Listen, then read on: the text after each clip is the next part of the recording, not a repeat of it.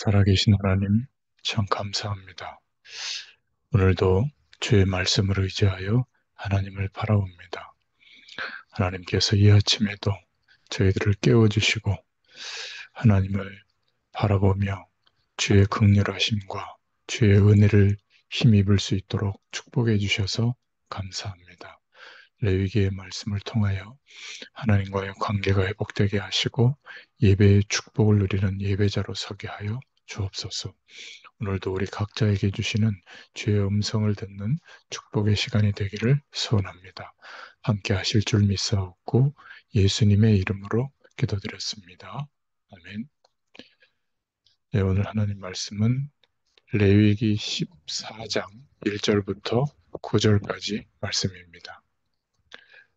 레위기 14장 1절부터 9절입니다. 여호와께서 모세에게 말씀하여 이르시되 나병 환자가 정결하게 되는 날의 규례는 이러하니 곧 그 사람을 제사장에게로 데려갈 것이요 제사장은 진영에서 나가 진찰할지니 그 환자에게 있던 나병 환부가 나았으면 제사장은 그 정결함을 받을 자를 위하여 명령하여 살아있는 정결한 새 두 마리와 백향목과 홍색 실과 우슬초를 가져오게 하고 제사장은 또 명령하여 그 새 하나는 흐르는 물 위 질그릇 안에서 잡게 하고 다른 새는 산채로 가져다가 백향목과 홍색 실과 우슬초와 함께 가져다가 흐르는 물 위에서 잡은 새의 피를 찍어 나병에서 정결함을 받을 자에게 7번 뿌려 정하다 하고 그 살아있는 새는 들에 놓을지며 정결함을 받을 자는 그의 옷을 빨고 모든 털을 밀고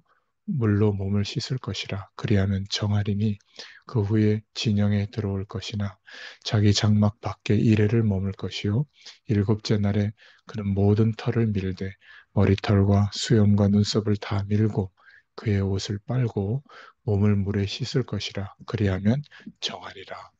아멘. 이 레위기 13장은 선민 이스라엘의 본 모습이 문둥이였음을 말씀하고 있습니다. 예수 믿게 된 사람이라도 별것 아닌 문둥이다. 이거를 명심하라고 하는 것이죠. 지옥 가야 할 마땅한 죄인이라는 것을 기억해야 됩니다. 레위기 14장에서는 그러한 문둥이를 어떻게 하나님의 영광에 이르게 하시는가를 보여주고 계시죠. 이 레위기 14장이 없다면 얼마나 침울하고 암담하겠습니까? 본장이 있기 때문에 하나님의 은혜가 더욱 크다는 것을 깨닫게 됩니다. 긍휼의 때가 온 것이죠. 어, 문둥병 환처가 나은 겁니다. 하나님의 긍휼의 때, 평생 문둥이로 살다가 죽어야 하는 것이 당연한 일인데 어느 날 몸에 있던 문둥병 환처, 갈라지고 피가 나고 오그라들었던 그 환부가 나아버린 겁니다. 하나님이 불쌍히 여기신 것이죠. 긍휼의 때가 온 것입니다. 제사장에게 알리게 되고 제사장은 진 밖으로 나가서 그 사람을 진찰합니다. 갈라지고 피나고 오그라들었던 그 환처가 원래대로 회복이 된 겁니다. 제사장은 병 나은 사건을 가지고 그것이 지니고 있는 뜻을 가르치고 있죠. 병 나은 사람에게 깨끗한 종류의 새 두 마리와 백향목과 홍색 실과 우슬초를 가져오게 합니다. 정결하게 하는데 사용하는 것이죠. 그리고 새를 한 마리를 생수 담긴 그릇 안에서 잡습니다. 새의 피가 생수와 섞여져서 생수가 핏물이 되는 것이죠. 이렇게 만들어진 피에다가 백향목, 또 홍색실, 우슬초를 담궜다가 정결하게 되는 그 사람에게 7번 뿌립니다. 홍색실로 묶어서 풀 빗자루 같이 된 백향목과 우슬초 꾸러미를 피에 담갔다가 사람에게 툭툭 치면서 7번을 뿌리게 되니까 온통 피를 덮어쓰는 꼴이 되는 것이죠. 또 한 마리 산새도 역시 피에 담갔다가 피투성이가 된 채로 들에다 놓아집니다. 문둥이는 새와 함께 죽어서 끝이 나고 피를 덮어 쓴 새 생명으로 새롭게 살게 된다는 것을 가르쳐 주고 있는 겁니다. 제사장은 병 나은 본인과 백성들에게 이것을 가르치고 있죠. 이렇게 피의 생명을 덮어쓰고 살게 될 그 사람은 옛 모습에 허물을 철저히 벗어야 됩니다. 그래서 8절에 보니까 그 옷을 빨고 모든 털을 밀고 물로 몸을 깨끗이 씻어라 이렇게 말하고 있고요. 9절에는 7일 후에 그 모든 털을 밀되 머리털과 수염과 눈썹을 다 밀고 그 옷을 빨고 몸을 물에 씻을 것이라. 그리하면 정하리라. 이렇게 하고 난 뒤에 이스라엘 공동체, 즉 교회에 들어갈 수가 있었습니다. 여덟째 날이 바로 그날이었죠. 두 번째로 생각해 볼 것은 속건제와 속죄제와 번제의 양들을 드리겠습니다. 이 제물들은 모두가 죄를 속하기 위해서 대신 죽은 것들이죠. 덮어쓴 새의 피, 문둥이로 죽고 피를 덮어쓰고 새로이 살게 된 것을 가르쳐 주던 피를 말합니다. 죄 때문에 죽는 희생 양들의 속죄의 피를 또 가르쳐 주고 있죠. 속죄의 피를 입고 살게 된다는 것을 깨닫는 것이 중요합니다.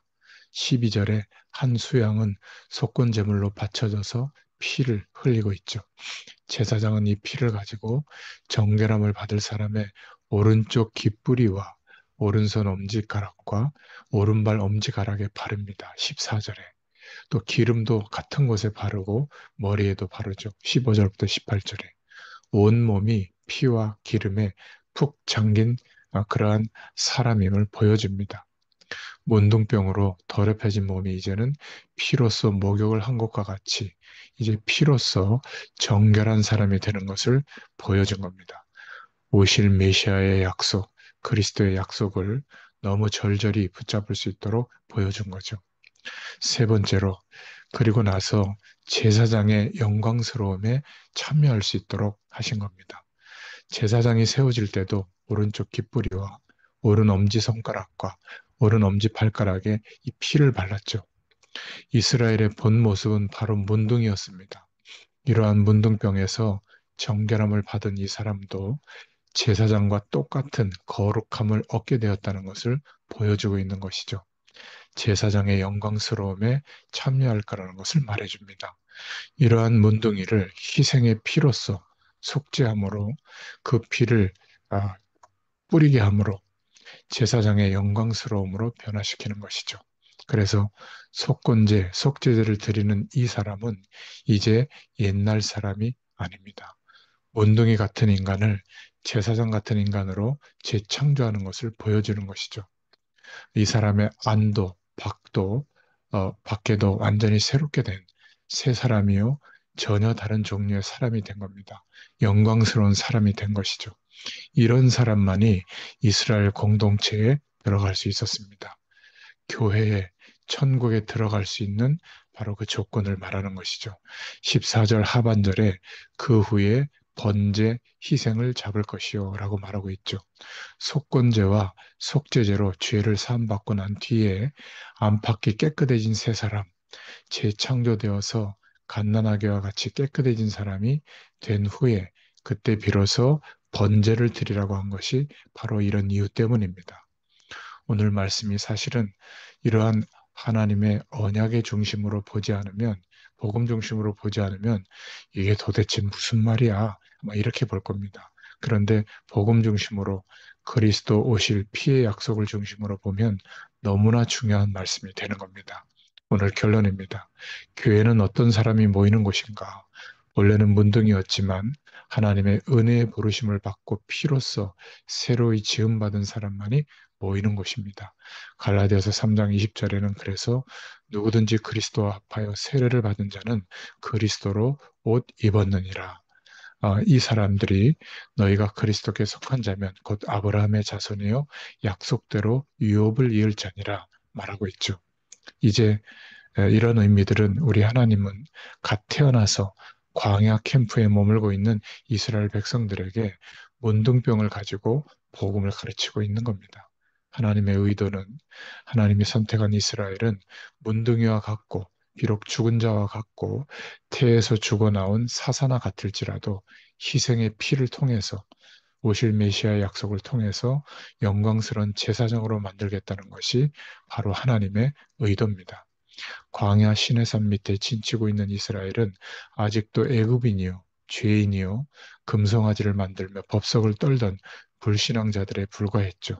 그런 이들을 하나님은 영광스러운 제사장 나라로 만드실 것을 가르쳐 주고 있습니다. 광야의 이스라엘은 이 때를 바라보고 행진을 하고 있는 겁니다. 새로운 시대를 바라보고 하나님을 향해 가는 것이 이스라엘 백성들의 믿음이었죠. 오늘날 바로 그리스도 안에서 회복된 우리가 이스라엘이 광야에서 바라봤던 그 시대가 도래해서 하나님 나라의 백성으로 그 안에서 살고 있는 줄로 믿습니다. 거듭남으로 인해서 고통의 시기는 끝나고 여덟째 날이 밝았고 그날의 은총 속에서 살고 있는 겁니다. 하나님이 그 아들을 보내셔서 기어코 제사장 나라를 이루셨는데 우리가 바로 그 나라의 제사장으로 회복된 줄로 믿습니다. 오늘 문둥병 환처가 나은 뜻을 기억하시고 승리하는 한 날이 되기를 축원합니다. 하나님 감사합니다. 오늘도 문둥병 환자와 같았던 저희들의 인생을 그리스도로 말미암아 회복시켜 주시고 하나님의 나라 백성으로 제사장 나라로 삼아 주신 것 감사합니다. 이 영광의 축복이 오늘 하루의 삶 속에 확인되고 또 체험되어지도록 주의 성령께서 역사하여 주옵소서. 예수님의 이름으로 감사하며 기도드렸습니다.